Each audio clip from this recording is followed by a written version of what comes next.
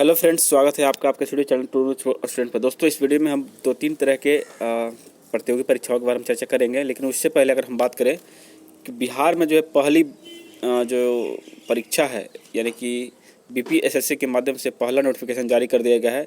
और वो नोटिफिकेशन है दोस्तों सब इंस्पेक्टर प्रोहिबिशन, यानी कि दोस्तों अवर निरीक्षक मद्य निषेध विभाग की तरफ। और दूसरा पोस्ट जो है आपका sub divisional fire station officer के रिक्त पदों के लिए।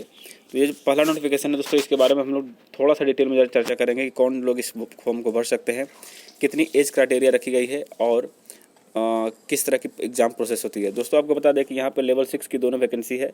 एक में 11 पोस्ट रखे गए हैं और एक में 53 पोस्ट रखे गए हैं, यानी कुल मिलाकर अगर देखा जाए तो 64 पदों के लिए ये वैकेंसी आई हुई है। ठीक है, तो दोस्तों हम बात करें अगर इसके फॉर्म भरने की अंतिम डेट के बारे में, देखिए ये दिनांक 4 मई से ये प्रारंभ हो जाएगा। तो आप मान सकते हैं कि 4 मई के बाद 4 जून तक ये कम से कम आपको ये फॉर्म भरना अनिवार्य हो जाएगा। ठीक है, चलिए आगे बढ़ते हैं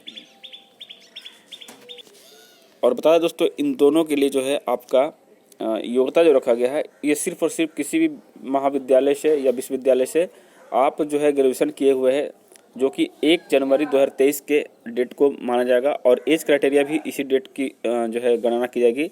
दोस्तों, आपको बता दें ये डेट क्यों इतना पीछे रखा गया है, तो आपको ये भी जानकारी होना चाहिए कि अगस्त से पहले जो भी नोटिफिकेशन जारी किया जाता है उसका डेट 1 जनवरी से रखा जाता है, जबकि अगस्त के बाद जो भी नोटिफिकेशन जारी होगा उसका डेट 1 अगस्त से रखा जाता है। यानी कि अगर ये जुलाई में भी आती तो 1 जनवरी रखा जाता, और ये अगर जनवरी में आती तो भी ये जनवरी ही रखा जाता है। ठीक है, तो चलिए दोस्तों, यहाँ पे अगर न्यूनतम उम्र की बात करें तो न्यूनतम उम्र सीमा जो है रखा गया है 20 वर्ष, ये पुरुषों की बात कर रहा हूँ। और मैक्सिमम उम्र जो है आपका 37 वर्ष, ये अनरिजर्व कैटेगरी का रखा हुआ है। ठीक है, महिलाओं की अगर बात करें तो 20 वर्ष रखा गया न्यूनतम और अधिकतम 40 वर्ष। ठीक है, पिछड़ा वर्ग के लिए न्यूनतम जो है आपका 20 वर्ष है और 3 साल ऐड कर दीजिए तो ये 40 वर्ष अधिकतम हो जाएगा। वहीं SC/ST की बात करें तो दोस्तों यहाँ पे 42, यानी कि 5 साल जोड़ देना है आपको, तो 42 हो जाएगा। ठीक है, चलिए आगे बढ़ते हैं।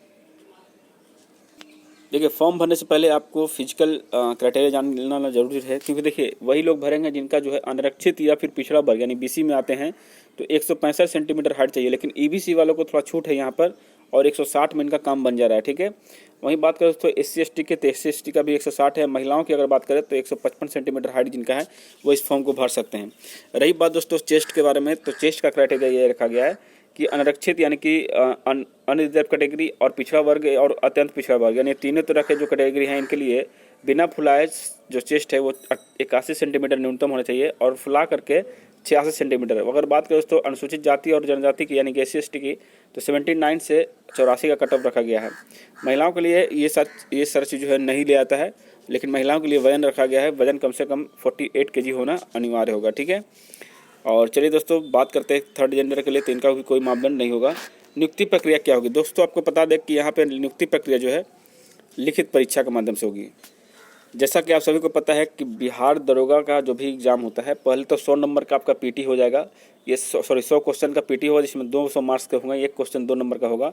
उसके बाद आपका मेंस होगा दोस्तों, मेंस में भी 100 क्वेश्चन होंगे सामान्य अध्ययन के 200 मार्क्स का, और आपका 100 मार्क्स का आपका एक हिंदी होगा जिसमें आपको सिर्फ और सिर्फ क्वालिफाइंग करना होता है। ठीक है, और यहाँ पे बता दें दोस्तों कि आपका जो मेरिट बनेगा फिजिकल के बाद ही बनेगा, लेकिन फिजिकल सिर्फ और सिर्फ क्वालिफाइंग नेचर है, ऐसा नहीं है कि आपका बिहार पुलिस जैसा फिजिकल में आपको मार्क्स लाने होंगे। ठीक है, तो नेगेटिव मार्किंग की अगर बात करें दोस्तों, तो यहाँ पे नेगेटिव मार्किंग जो है वो आपका 1/10 रहने वाला है। ठीक है, 1/10 कहने का मतलब अगर 10 गलती करते हैं तो आपका एक सही उत्तर का यानी 2 मार्क्स कट जाएंगे। ठीक है, यानी 0.2 रखा गया है। ठीक है, अब हम बात करें दोस्तों यहाँ पे इनका रिजल्ट के बारे में, तो PT में आपको 20 गुना रिजल्ट जो है दिया जाता है, कम से कम 20 गुना रिजल्ट आप देखे भी होंगे, तो 20 गुना रिजल्ट देगा। उसके बाद आपका जो है मेंस जब क्वालिफाई करेगा तो फिजिकल के लिए आपको 6 गुना रिजल्ट आएगा, यानी कि एक पोस्ट के लिए 6 कैंडिडेट को सिलेक्ट किया जाएगा फिजिकल के लिए।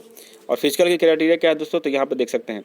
देखिए तृतीय चरण क्या होगा कि शारीरिक योग्यता और दक्षता परीक्षा होगा, जिसमें आपको अगर बात करें दौड़ के बारे में, तो सभी कोटि के पुरुष के लिए, यानी जितने भी कोटि हैं उन सभी पुरुष के लिए 1.6 किलोमीटर यानी कि 1600 मीटर दौड़ जो होगा वो 6 मिनट 30 सेकंड के अंदर आपको पार कर लेना है। ठीक है, और सभी कोटि के महिलाओं के लिए अगर बात करें तो 6 मिनट में 1 किलोमीटर दौड़ना इनको अनिवार्य रहेगा। ठीक है, वहीं बात करें दोस्तों हाई जंप की, तो हाई जंप के बारे में यहाँ क्राइटेरिया बताया गया है कि सभी कोटि के पुरुष जो भी इस कैटेगरी में आते हैं उनके लिए 4 फीट कम से कम कूदना अनिवार्य है।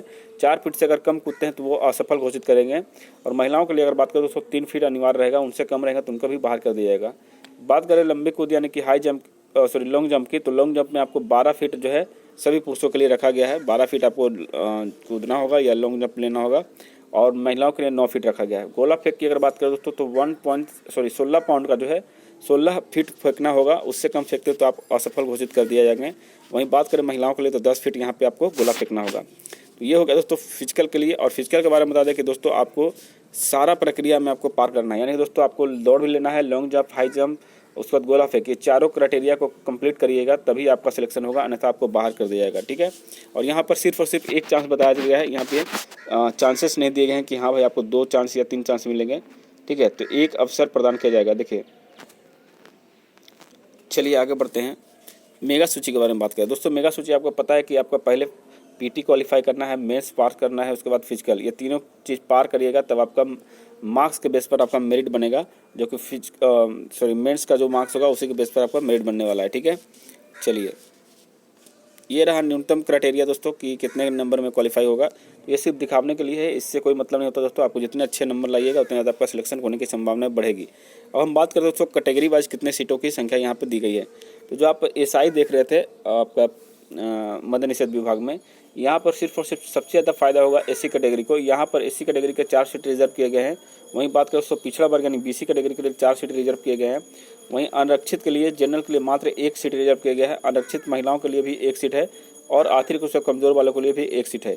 बाकी इन सभी में कोई सीट नहीं है। तो ये लोग फॉर्म भरेंगे भी तो कोई फ़ायदा नहीं, क्योंकि जनरल में मात्र 1 ही है, तो ये जनरल से भी फाइट नहीं कर पाएंगे अच्छे तरीके से। यानी दोस्तों कहीं ना कहीं एससी कैटेगरी और बीसी कैटेगरी का ही थोड़ा बहुत फ़ायदा देखने को मिल रहा है।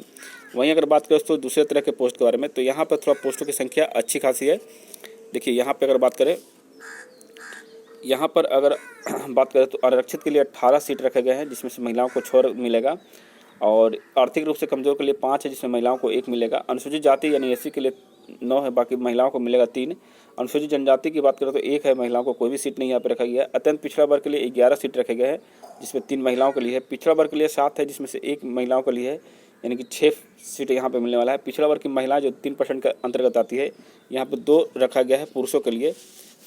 महिलाओं के लिए इसमें कोई रिजर्वेशन नहीं, पुरुषों के लिए नहीं, महिलाओं के लिए ही है, क्योंकि ये महिला के अंतर्गत ही आता है। ठीक है, चलिए बाकी के लिए कोई यहाँ पे देखिए आपको बता दें कि यहाँ पे VI या OH या DD यानी कि फिजिकल हैंडीकैप वालों के लिए जो आरक्षण मिलता है 4%, लेकिन एक भी सीट यहाँ पे उनको नहीं मिला है। ठीक है, तो आप लोग फॉर्म ना ही भरे तो ज़्यादा बेहतर होगा। अगर भरते भी हैं तो अच्छे नंबर लाने होंगे आपको। ठीक है, तो ये हो गया दोस्तों। अब हम बात करते हैं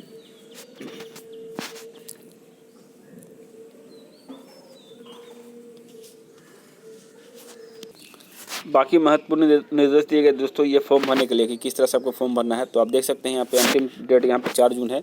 बाकी जो क्राइटेरिया दिया है किस तरह से फॉर्म भरना है आप लोग देख लीजिएगा। चलिए अब बढ़ते हैं दूसरे खबरों पर। दोस्तों जैसा कि मैंने कल बताया था कि पंचायतों में बहाल हो गए 6570 IT सहायक, यानी कि दोस्तों लेखापाल सह IT सहायक जो है यहाँ पे बहाल किए जाएंगे। तो देखिए यहाँ पे बताया गया है कि हर ग्राम पंचायत में अब लेखा सह IT सहायक जो है वो बहाल होंगे, और इसको लेकर 6570 नए पद सृजित किए गए हैं। पूर्व से लेखा सह IT सहायक के 2096 पद सृजित थे, जिसमें से विरुद्ध नियुक्ति भी की गई है। और पूर्व में तय किया गया था कि 4 ग्राम पंचायतों पर 1 लेखा सह IT सहायक होंगे, पर अब सभी पंचायतों में इनकी तैनाती होगी। ये हो गया दोस्तों। दूसरा है कि आपको जो है BPSC से शिक्षकों की भर्ती को पद वेतनमान मंजूर हुआ। तो आइए दोस्तों हम लोग एक बार शॉर्ट में देखते हैं। देखिए ये नियोजित और नए वेतन में अंतर क्या होगा। तो देखिए नियोजित की अगर बात करें तो प्राथमिक शिक्षक में नियोजित को मिलता है 35,064 रुपये, जबकि नया वेतन क्या हो गया 40,630 रुपये। वहीं अगर बात करें मध्य विद्यालय की अगर बात करें तो यहाँ पे 36,840 था, जबकि अब 45,000 हो जाएगा। वहीं माध्यमिक वालों की बात करें दोस्तों तो यहाँ पे 36,849 रुपये थे, जबकि 49,630 हो जाएगा। वहीं उच्च माध्यमिक यानी हायर सेकेंडरी की बात करें दोस्तों तो यहाँ पे 38,000 की जगह पे अब 51,000 रुपये वेतन मिलने वाले हैं। तो ये एक अच्छी पहल है, अच्छे खासे पैसे मिलेंगे। इसमें ज़्यादा बदलाव आपको देखने को मिलेगा दोस्तों HRA में। देखिए HRA में सबसे ज़्यादा बदलाव मिला, बाकी सारा जो है ये CTA और मेडिकल सेम रहेगा। HRA यहाँ पे बढ़ने वाला है, उसको DA यहाँ पे बढ़ने वाला है दोस्तों। DA देख सकते हैं ये 9,441 रुपया जो फिक्स किया गया था, इसको हटा करके दोस्तों यहाँ पे नया जो DA 42% आया है उसको इसमें जोड़ दिया जाएगा। ठीक है, तो ये एक अच्छी खबर है। अगले खबर की तरफ बात करें दोस्तों कि शिक्षक की नियुक्ति जो है इसी माह आएगा विज्ञापन। दोस्तों यहाँ पर देख सकते हैं माध्यमिक विद्यालयों के लिए 27,125 पद, वहीं उच्चतर माध्यमिक विद्यालयों के लिए 35,638 पद यहाँ पे सृजित किए गए हैं और इसकी वैकेंसी जो है बहुत जल्द ही बीपीएससी के माध्यम से बहाल की जाएगी। ठीक है, तो यहाँ पे सारा डिटेल आप लोग देख सकते हैं दिया हुआ है, लेकिन इसको मैं ज़्यादा नहीं पढ़ूंगा क्योंकि ये सब पढ़ने से आपका समय भी बर्बाद हो सकता है।